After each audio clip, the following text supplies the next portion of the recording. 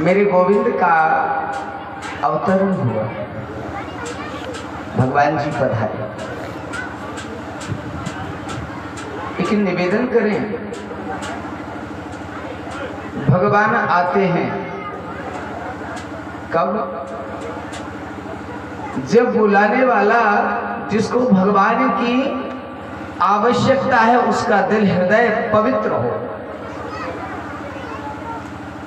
भगवान पधारे, कन्हैया का अवतरण हो। श्री सुखदेव जी महाराज राजा परीक्षित को कथा सुनाते हैं। राजन, रात्रिकालीन वेला में मेरे गोविंद का आगमन हो, इसके बहुत कारण हैं। हमारे कन्हैया रात में पधारे, इसके बहुत कारण हैं। कौन से प्रमुख कारण हैं? आप बड़े ध्यानस्थ होकर सुनिएगा। मेरे राम जी का अवतरण हुआ था दिन में 12 बजे। भाई सूर्यवंश में पधारे और दिन में 12 बजे। अच्छा, जब मेरे राम जी सरकार दिन में 12 बजे पधारे ना, तो सूरज डूबने का नाम ही नहीं ले रहे हैं। रामचरितमानस में बाबा तुलसीदास जी ने क्या लिखा? मास दिवस भा दिवस पुण्य मरम ना जाना कोय, रथ समेत रवि था गयो निशा कवन विधि होए। लिखा है ना, 1 महीने का 1 दिन हो गया। अब सब चंद्रदेव परेशान, उन्हें भगवान के दर्शन नहीं हुए। पहुंचे भगवान के दरबार में, साकेत धाम में। बोले प्रभु जी, ये बात समझ में नहीं आई, हमने कौन सा अपराध कर दिया जो आपके दर्शन नहीं हो रहे हैं? और प्रभु जी, पूरी सृष्टि आपके दर्शन कर रही है। कोई देवता रूप बदल के जा रहे हैं, कोई देवांगनाएं रूप बदल के जा रही हैं, पर प्रभु जी हमें दर्शन नहीं हुए। क्यों? जब तक सूरज डूबेंगे नहीं, हम आएंगे नहीं। बताइए। भगवान जी कहते हैं कि बताओ चंद्रदेव, मैं कैसे मना कर दूं सूरज को कि चले जाओ, हमें मत देखो? बताइए।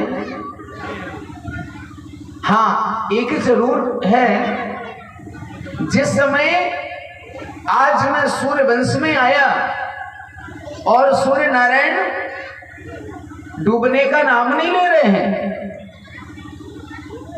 अगला मैं जो अवतार लूंगा, जिसको हम पूर्ण अवतार कहते हैं, वो हम चंद्र की उपस्थिति में लेंगे और तुम्हारे वंश में लेंगे।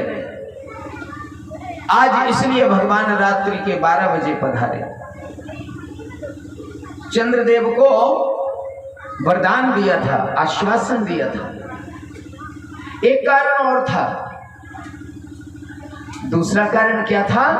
बोले दूसरा कारण था, भगवान कन्हैया ने विचार किया। क्या?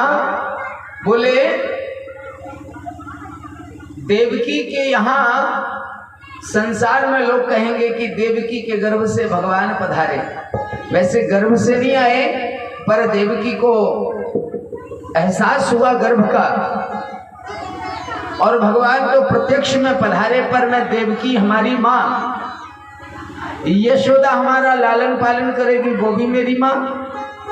अच्छा, और बोले मेरे पिता की एक दूसरी सबसे बड़ी पत्नी है रोहिणी, ये कहाँ है?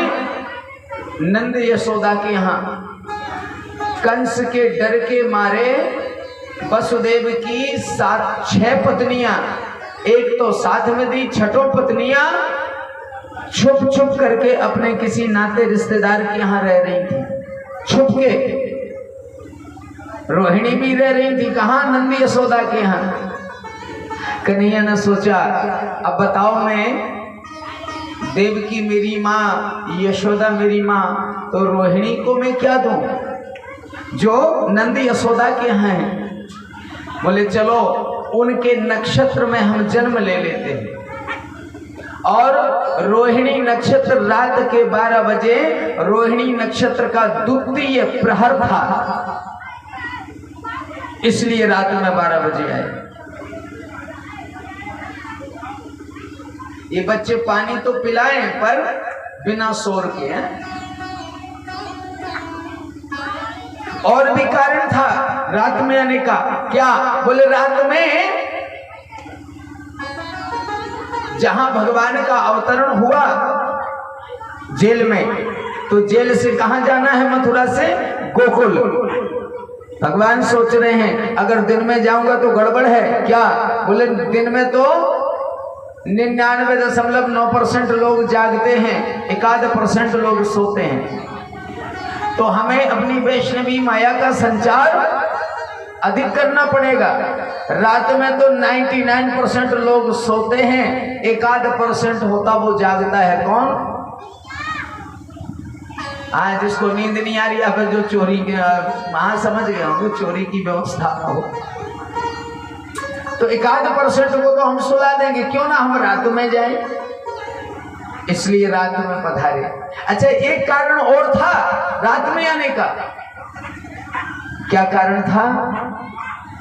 कहते हैं कि भगवान कन्हैया महायोगी हैं। योगी क्या है? योगी। और योगी के लिए सबसे प्यारी रात और भोगी के लिए सबसे प्यारा दिन। याद रखिए, हमारे कन्हैया परम योगी हैं, योगेश्वर हैं, इसलिए भगवान रात में आए। एक कारण और था रात में आने का। क्या? बोले राम जी सरकार थे राजकुंवर, चले आए दिन में धड़ल्ले से, किसी का डर है भाई बताओ? और कन्हैया है नंबर 1 के